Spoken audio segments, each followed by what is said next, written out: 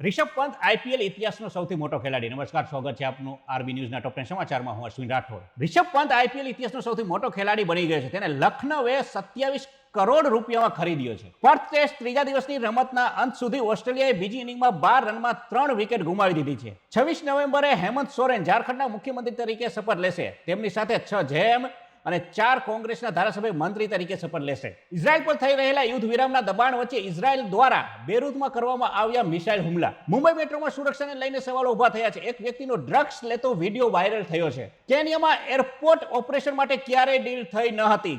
Deal cancel થવાના સમાચાર પર અદાણી ગ્રુપનું મોટું નિવેદન.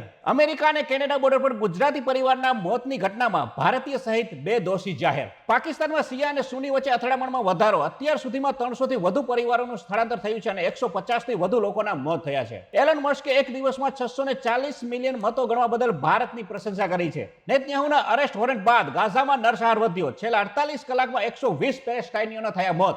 તો આ તાજા ટોપ 10 ન્યૂઝ અને હું હતો આપની સાથે અશ્વિન રાઠોડ. જય હિન્દ, જય ભારત.